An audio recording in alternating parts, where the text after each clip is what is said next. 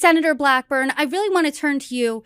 When you were discussing this during a hearing last month, it seemed like you got a little choked up when talking about social media companies profiting while you described kids are paying the ultimate price here.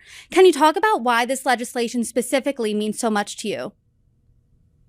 When you look at what is happening to these children and the parents that we have met with and the stories that they tell us, and whether it is a child that has been bullied and ended up taking their life, or a child who learned how to commit self-harm because it was taught on YouTube, children that cut themselves, children that end up making those cuts deeper, children that end up trying to take their lives, children that do TikTok challenges, and then the challenge goes wrong and they lose their life.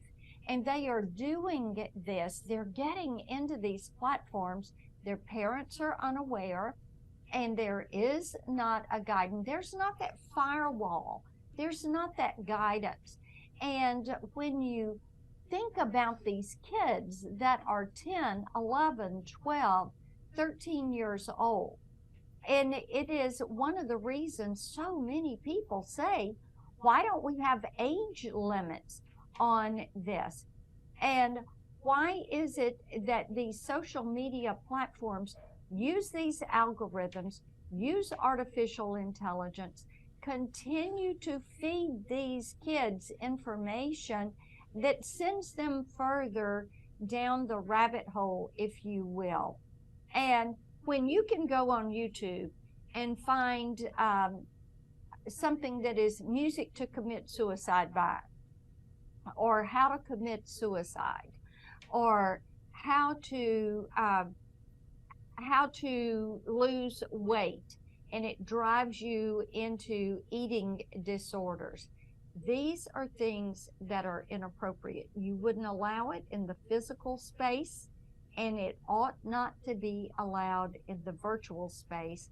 And that is the reason that the Kids Online Safety Act is so important, so that we begin to put those guardrails in place that will protect children. I think that's really well said. You know, Senator Blackburn earlier mentioned social media wanting trust. Well, for a very long time, they've said, trust us, trust us. Well, social media has betrayed that trust. Parents know it, and unfortunately, a lot of parents know it because they've lost children, or their children have suffered from eating disorders and bullying.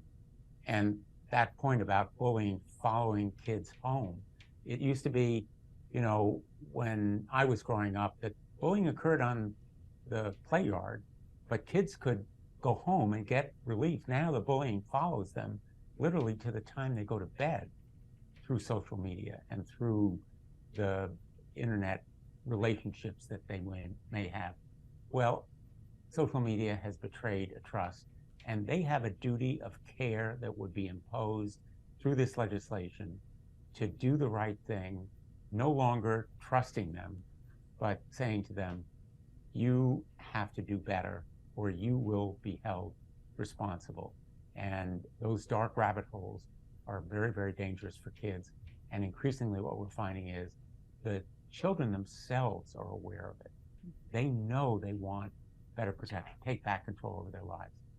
I hear how passionate the both of you are about this, but the bill did not make it into the fiscal year 2023 funding plan.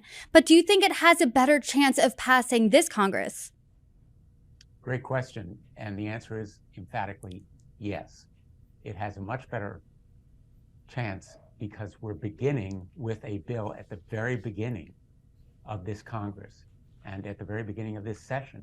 You know, we had those 5 hearings in the Subcommittee on Consumer Protection that Senator Blackburn mentioned. That took a time to do. And then we had to write the bill.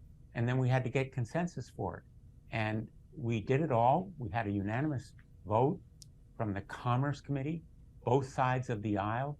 And by the way, at that hearing, if you closed your eyes and you heard the questions and the statements of outrage, you couldn't tell whether it was a Democrat or Republican. We have built a solid foundation for this bill, and we're beginning this session with a running start rather than beginning from a kind of starting off the blocks. And I think we have a really good chance. Well, and we have our colleagues who are now saying, I can't believe this bill did not get passed and signed by the president.